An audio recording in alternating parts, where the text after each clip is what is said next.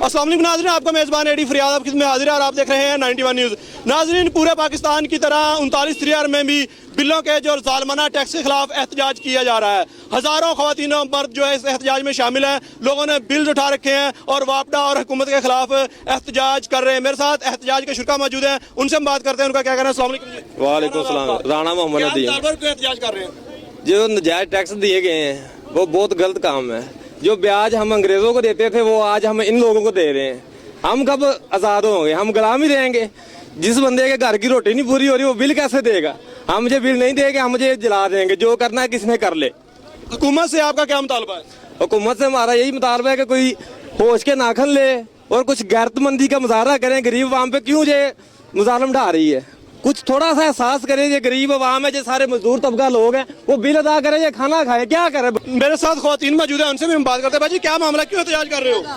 ਇਸ ਲਈ ਬਿੱਲ ਜ਼ਿਆਦਾ ਆਇਆ ਤੇ ਆਪ ਤੇ ਇਹਨਾਂ ਨੇ ਕਦੀ ਕਿਸੇ ਮੁਲਕ ਨੂੰ ਠੱਗ ਲੈਂਦੇ ਨੇ, ਕਦੀ ਕਿਸੇ ਨੂੰ, ਤੇ ਅਸੀਂ ਕਿਹਨੂੰ ਠੱਗੀਏ? ਇਹਨਾਂ ਦੀ ਮਾਵਾਂ ਨੂੰ ਠੱਗੀਏ। ਭਾਜੀ ਬਿੱਲ ਬਹੁਤ ਜ਼ਿਆਦਾ ਹੁੰਦਾ ਨੇ ਕਿ ਬਿੱਲ ਇਹਨੇ ਤਾਰ ਗਏ ਕਿੱਥੋਂ? 4,500 5,000 ਰੁਪਇਆ ਬਿੱਲ, 20,000 ਰੁਪਇਆ ਬਿੱਲ ਆਉਂਦੇ, ਬਿੱਲ ਤਾਰਨ ਕਿੱਥੋਂ? ਮਸਾ ਰੋਟੀ ਪੂਰੀ ਹੋਣ ਦਈ ਤੇ ਬਿੱਲ ਕਿੱਥੋਂ ਕਿਸੇ ਨੇ ਦੇਣਾ? ਬਹੁਤ ਹਨ 8-9,000 ਰੁਪਇਆ ਬਿੱਲ ਆਇਆ। ਹੁਣ ਤਾਂ ਅਸੀਂ ਰੋਟੀ ਖਾਈਏ ਤੇ ਬਿੱਲ ਤਾਰ ਕੇ ਕਿੱਥੋਂ ਲੈ ਕੇ ਤਾਰ ਗਏ? ਇਹਦਾ ਠੱਗ ਲੈਂਦੇ ਲੋਕਾਂ ਦੁਨੀਆ ਨੂੰ, ਪਾਕਿਸਤਾਨ ਨੂੰ। ਅਸੀਂ ਕਿਹਨੂੰ ਠੱਗੀਏ? ਕਿ ਬਿੱਲ ਹੀ ਬਹੁਤ 20,000 ਰੁਪਇਆ ਬਿੱਲ ਆਇਆ ਵੇ। ਮਿਹਨਤ ਮਜ਼ਦੂਰੀ ਕਰਦੇ ਨੇ, ਉਹਨਾਂ ਬਿੱਲ ਤਾਰ ਗਿਆ ਕਿ ਪੇਟ ਪਾਲ ਗਏ। 20,000 बिल है। ਹਾਂਜੀ 20,000 ਦੇਖ ਲਓ, ਆ ਵੇਖੋ।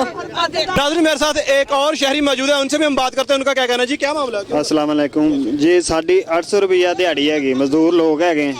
36,000 रुपया बिल आ गया। बंदा पूछे ਅਸੀਂ ਆਪਦਾ पेट पालिए ਜਾਂ ਇਹਨਾਂ ਦਾ 36,000 ਬਿੱਲ ਤਾਰੀਏ, ਕਿੱਥੋਂ ਤਾਰੀਏ? ਅੱਗੇ ਮੈਂ 27,000 ਰੁਪਇਆ ਕਿਸ਼ਤ ਕਰਾ ਕੇ ਤਾਰਿਆ, ਠੀਕ ਹੈ, ਤੇ ਹੁਣ ਫੇਰ 36,000 ਰੁਪਇਆ ਬਿੱਲ ਆਇਆ ਪਿਆ। ਮੈਂ ਕਿੱਥੋਂ ਦੇਵਾਂ? 14,000 ਸਾਨੂੰ ਇਹਨੇ ਦੇਣਾ ਕਿ ਇਹ ਤਾਂ ਸਾਡੇ ਕੋਲ 14 ਦੁੱਗਣਾ ਕੱਢਣ ਡਿਆ ਸਾਡੇ ਕੋਲ।